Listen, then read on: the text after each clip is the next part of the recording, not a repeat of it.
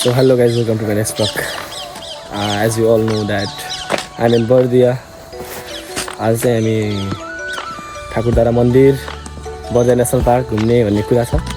हामीले बजार गएर अटोको सल्लाह पनि गरेर आइसकेका छौँ. आज चाहिँ हामी जान्छौँ होला. माम कस्तो भइरहेको? ठिक छ. आज पनि आइसकेको छ. We are getting ready now.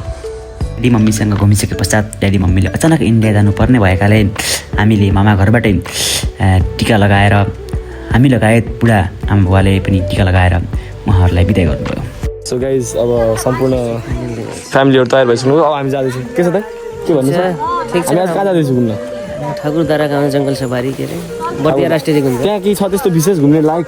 त्यहाँ छ जङ्गल सफारी छ, चिडियाखाना छ, हजुर मन्दिर छ, हजुर धार्मिक स्थल ठाकुरधारा टुरिस्ट एरिया हो. हाम्रो अडियन्सहरूलाई के पर्यटकीय स्थल हो. हामीहरूको अडियन्सहरूलाई के भन्न चाहनुहुन्छ जो हाम्रो भिडियो हेरिराख्नु भएको छ नि उहाँहरूलाई के भन्न चाहनुहुन्छ? जाउँ सबैजना होइन दर्शन गरौँ, फोटोसोटो खिचौँ. हाम्रो भिडियो लाइक कमेन्ट गरिदिनु भन्नु इन्जोय गरौँ. हाम्रो भिडियोलाई लाइक कमेन्ट गरिदिनु भन्नु न. हाम्रो भिडियोलाई लाइक कमेन्ट सेयर गरेर नभुल्नु है. हो हस्, थ्याङ्क यू. नमस्ते. नमस्ते. आज हामी ठाकुरधारा मन्दिर अनि बर्दिया राष्ट्रिय निकुञ्ज अनि सफारी गर्न जाँदैछौँ होइन, बाघ भालु देख्न जाँदैछौँ. यहाँ अरू केही त्यस्तो घुम्न लायक ठाउँहरू छन्? अरू त कहाँ बस्छन् बा, मैले थाहा छैन. तपाईँ अझसम्म गर्नु भएको छ यो बर्दिया राष्ट्रिय निकुञ्ज जानु भएको छ घुम्न? गएँ नि ठाकुरधारा मात्रै गएँ. ए ठाकुरधारा जानु भएको छ. यहाँ बर्दियाको मान्छे भएर बर्दिया राष्ट्रिय निकुञ्ज जानु भएको छैन घुम्न? को घुमाउने आएर यहाँ घुमाउनु गएको छैन. ए त्यस्तो हो. त्यसपछि हामी आफ्नो घरबाट मन्दिरतर्फ लाग्यौँ. मन्दिर जाने बाटो वरिपरि हरियाली दृश्यहरू रहेको थियो. पर आइपुग्दा सानो खोला बगिरहेको देखियो. त्यति बेला मामाज्यूलाई हामीले अगाडि बाइकमा गइरहेको भेटायौँ.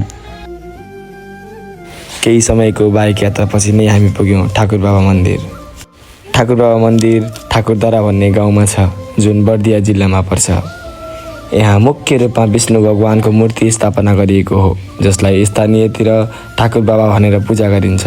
किसानले गाउँ जतिको बेला एउटा ढुङ्गामा विष्णुको मूर्ति फेला पारेका थिए. त्यस मूर्तिलाई निकाल्ने क्रममा प्रकृति क्रुद्ध भई त्यही ठाउँमा मन्दिर बनाउनु पर्ने देखिएको थियो. त्यसैले त्यो मूर्ति त्यहीँ राखेर मन्दिर बनाएको थियो. मन्दिर जङ्गल र हरियालीले घेरिएको छ. त्यहाँ शिव मन्दिर, सरस्वती मन्दिर, अन्य साना देवता स्थलहरू, धार्मिक वन क्षेत्र तथा स्थानीय थारू सामुदायिक संस्कारहरूको चट्टानी सम्पर्क पाइन्छ. ठाकुर बाबा मन्दिरको दर्शन गरिसकेपछि हामी लाग्यौँ सिधै बर्दिया राष्ट्रिय निकुञ्ज. बर्दिया राष्ट्रिय निकुञ्ज नेपालको लुम्बिनी प्रदेशमा अवस्थित तराई क्षेत्रहरूमध्येको सबैभन्दा ठुलो राष्ट्रिय निकुञ्ज हो. यो निकुञ्ज नेपालको सबैभन्दा ठुलो तथा प्राकृतिक रूपमा राम्रोसँग संरक्षण गरिएको राष्ट्रिय निकुञ्ज मानिन्छ. यसको कुल क्षेत्रफल करिब 968 वर्ग किलोमिटर छ र यसलाई 1978मा राष्ट्रिय निकुञ्ज घोषणा गरिएको हो. यहाँको प्राकृतिक वातावरण घना जङ्गल, सदाबहार वन, घाँसे मैदान तथा कर्णाली नदी किनारले यस क्षेत्रलाई अझ सुन्दर बनाएको छ. विशेष गरी शान्त वातावरण, कम भिडभाड र प्राकृतिक जङ्गली जीवन हेर्न चाहने पर्यटकहरूको प्रमुख गन्तव्य यही निकुञ्ज हो. ओके. राष्ट्रिय निकुञ्जभित्र हामीले अन्य जनावरहरू हेरिसके पश्चात हामी बाघ हेर्नतिर लाग्यौँ. अन्य राष्ट्रिय निकुञ्जभन्दा बर्दिया राष्ट्रिय निकुञ्जमा बाघको सङ्ख्या उच्च रहेको छ. बर्दियामा रोयल बङ्गाल टाइगर पाइन्छ जसको सुन्दर पहेँलो, कालो, धारिलो धर्का चिनारी रहेको छ. के हेर्दै हुनुहुन्छ? हात्ती, घोडा, बाघ. अहिले के हेर्नु भएको छ? अहिले बाघ. अहिले बाघ. हामीले हेर्दा बाघको हेराइ नै त्यस्तै दमदार रहेको थियो. माइजू बाघ हेर्नु? अब हात्ती हेर्नु बाँकी छ है गाइजहरू. अब हात्ती हेर्नुहुन्छ? ओके हजुर. बर्दिया निकुञ्ज शान्त वातावरण, कम भिड र जङ्गली जनावर हेर्न चाहने पर्यटकको लागि लोभलाग्दो स्थान हो. पर्यटकहरूले जङ्गल सफारी, बर्ड वाचिङ, क्यानोइङ र कर्णाली नदी अवलोकन जस्ता आकर्षणको अनुभव लिन बर्दिया आउँछन्. डल्किएको यहाँ हाम्रो आएका ठाउँ र बनभालु पल्किएको काशी नआयौँ, परेको नआयौँ, बैजीनाथ नआयौँ. आज हाम्रो हर्कको दिन छ, ठाकुरधारा आयौँ. बाघ देख्यो यहाँ ठुलो मान्छे खाने बाघ हो. त्यो मान्छे खाने बाघलाई के पाटे बाघ भन्छ कि के भन्छ? पाटे बाघ पाटे बाघ है. पाटे बाघ हो. अरू मान्छेहरू आइसक्यो. यहाँ तपाईँले देख्न सक्नुहुन्छ आम स्थानीयहरू पनि आइराख्नु भएको छ. बर्दिया राष्ट्रिय निकुञ्जमा 400 भन्दा बढी चरा प्रजाति पाइन्छन् जसले यसलाई बर्ड वाचिङका लागि स्वर्ग जस्तै बनाएको छ. त्यस्तै कर्णाली नदीमा पाइने गङ्गा डल्फिन निकै दुर्लभ प्रजाति हो र यसको संरक्षणमा बर्दियाको भूमिमा अत्यन्तै महत्त्वपूर्ण रहेको छ.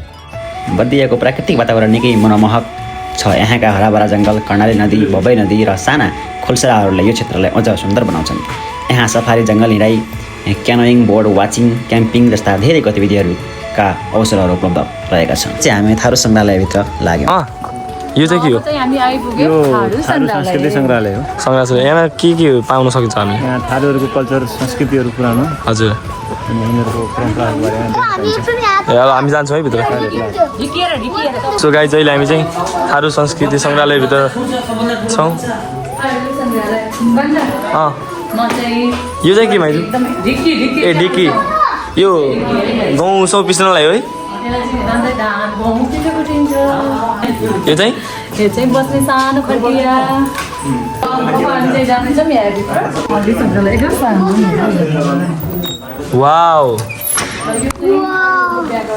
ए बिहा गर्दा राख्ने डोला हजुर धानहरू राख्नलाई सानोमा ए माटोले बनाएका यिनीहरूले डेरी भन्थे के भन्छन् योभित्र चाहिँ धान अन्नबाली राखिन्छ अनि यो चाहिँ यता यो चाहिँ ढाकिया यो चाहिँ चौधरीहरूको एकदमै एकदम उत्कृष्ट आइटम ढाकिया यसमा चाहिँ के यसमा चाहिँ के गर्छ ल आइटमहरू राख्ने ए चामलहरू राख्ने हजुर कसैको बिहा पूजामा सामानहरू राख्ने ए सामानहरू राखेर यताउता जान्छन् होइन यो चाहिँ के रहेछ यो राखेर नाच्ने यो चाहिँ चटनी कुट्ने डोक्ने हजुर। यो चाहिँ लोकल चटनी कुट्दा यसमा चाहिँ यति मिठो हुन्छ नि है हजुर। अनि यो चाहिँ खाना बनाउनलाई खाना बनाउनमा अनि यो चाहिँ उनीहरूले जाँड झोल रक्सी बनाउनमा ए रक्सी बनाउन यो युज गर्छन् है रक्सी बनाउन आगोबाट अर्ग्यानिक रक्सी है ए अनि यो चाहिँ के रहेछ अनि यो चाहिँ यिनीहरूको सांस्कृतिक सामान पुराना भाँडाहरू माटोका भाँडा लगाउने पुरानो पुराना वेशभूषाका गरगहनाहरू है हजुर। तपाईँहरू देख्न सक्नुहुन्छ यो सम्पूर्ण हो है यो एकदमै पुरानो उनीहरूको यिनीहरूको ठेलागाडा होइन यो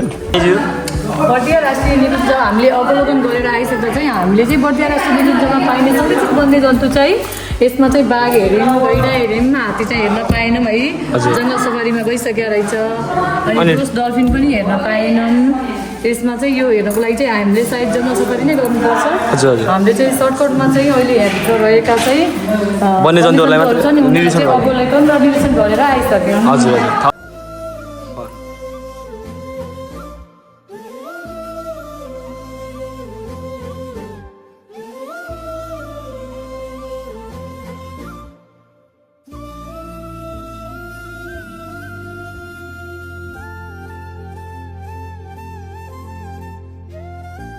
ठुलो जाँदै हुनुहुन्छ बिदाई भएर उयो तपाईँको अटो आइरहेको